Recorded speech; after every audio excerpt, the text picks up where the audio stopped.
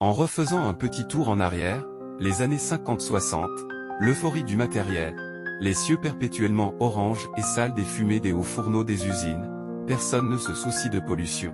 Les enfants contents d'une tartine de beurre, certaines familles graissaient les bouches des enfants d'une couenne pour montrer que leur nourriture est riche, comme si ce peuple était un peu innocent. Les hommes étaient galants et les femmes dociles, les enfants réduits à se taire.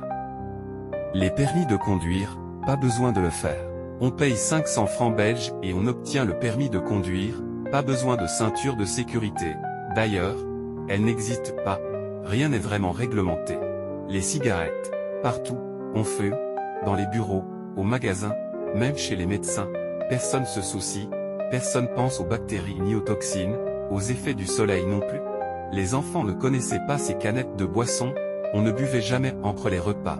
Et souvent les enfants mettaient de suite la bouche au robinet, sans penser qu'un ver de terre pouvait sortir. Un jour une fille a bu et un ver de terre sortit du robinet, c'était le temps à la dure, naïf, c'était pourtant la joie pour tous.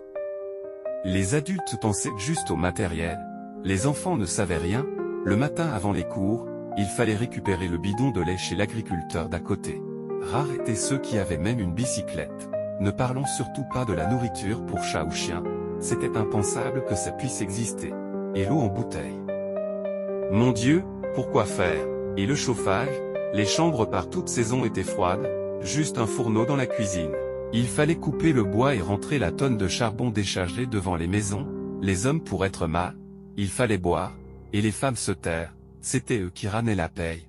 La plupart des hommes étaient chauves et vieux avant l'âge, c'était vraiment fou ce temps, du moins chez les gens de la classe ouvrière.